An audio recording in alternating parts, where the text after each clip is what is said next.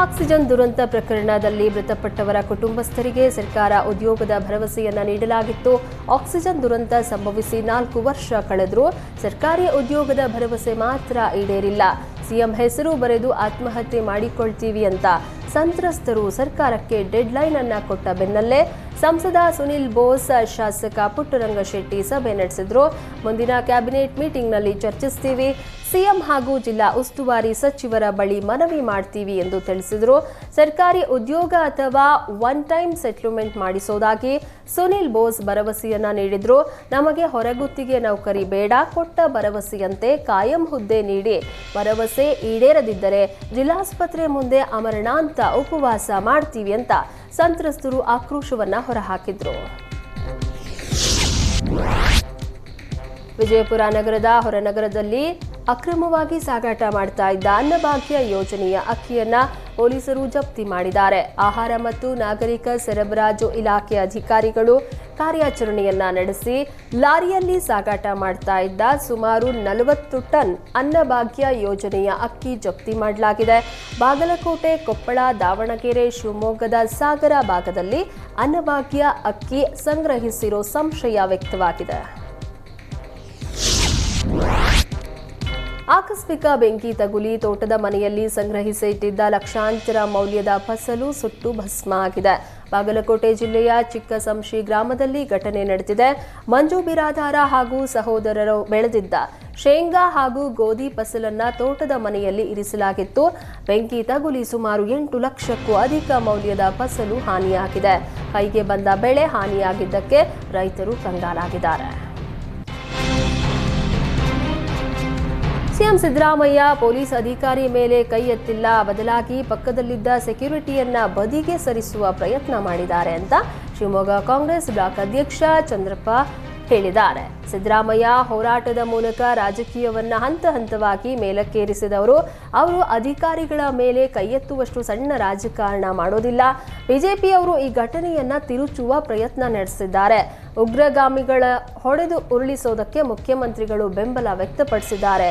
ಇಲ್ಲಿಯೂ ಸಹ ಮುಖ್ಯಮಂತ್ರಿಗಳ ಮಾತನ್ನ ತಿರುಚುವ ಪ್ರಯತ್ನ ಬಿಜೆಪಿ ಮಾಡಿದೆ ಅಂತ ಕಿಡಿಕಾರಿದ್ರು.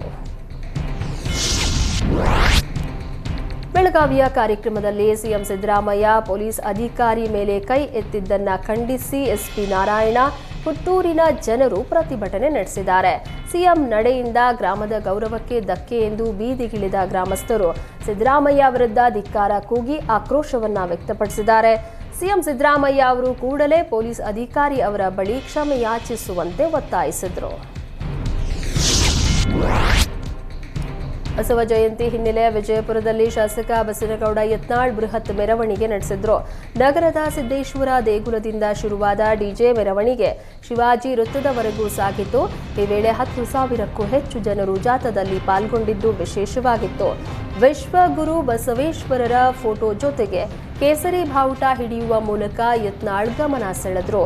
ಬಸವ ಜಯಂತಿ ಡಿಜೆ ರ್ಯಾಲಿ ವಿಜಯಪುರ ನಗರದಲ್ಲಿ ಒಂದು ರೀತಿಯ ಶಾಸಕ ಯತ್ನಾಳ್ರ ಶಕ್ತಿ ಪ್ರದರ್ಶನದಂತೆ ಕಂಡುಬಂತು.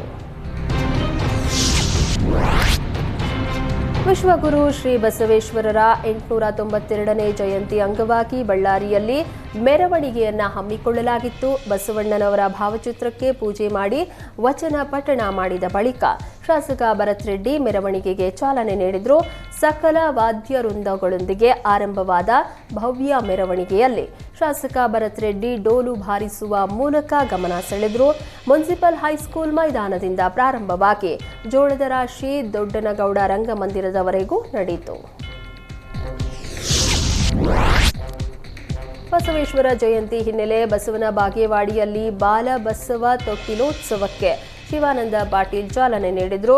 ಶ್ರೀ ಸಿದ್ಧಲಿಂಗ ಶ್ರೀಗಳೊಂದಿಗೆ ಬಾಲಬಸವ ತೊಟ್ಟಿಲೋತ್ಸವ ಹಾಗೂ ನಾಮಕರಣ ಧಾರ್ಮಿಕ ಕಾರ್ಯಕ್ರಮ ಶಿವಾನಂದ ಪಾಟೀಲ್ ನೆರವೇರಿಸಿದರು. ಪಟ್ಟಣದಲ್ಲಿರುವ ಅಶ್ವಾರೂಢ ಶ್ರೀ ಬಸವೇಶ್ವರ ಪುತ್ಥಳಿಗೆ ಮಾಲಾರ್ಪಣೆ ಮಾಡಿದ ಸಚಿವರು ಗೌರವ ನಮನ ಸಲ್ಲಿಸಿದರು. ಬಳಿಕ ಮೂಲನಂದೀಶ್ವರ ದೇವಸ್ಥಾನದಲ್ಲಿ ನಂದೀಶ್ವರರಿಗೆ ವಿಶೇಷ ಪೂಜೆಯನ್ನ ಸಲ್ಲಿಸಿದರು. ಕಾರ್ಯಕ್ರಮದಲ್ಲಿ ವಿರಕ್ತ ಮಠದ ಶ್ರೀ ಸಿದ್ಧಲಿಂಗ ಶ್ರೀಗಳು ಧ್ವಜಾರೋಹಣವನ್ನ ನೆರವೇರಿಸಿದ್ರು. ಬಳಿಕ ಬಸವೇಶ್ವರ ಮೂರ್ತಿಯ ಪಲ್ಲಕ್ಕಿ ಉತ್ಸವದ ಭವ್ಯ ಮೆರವಣಿಗೆ ನಡೆಯಿತು.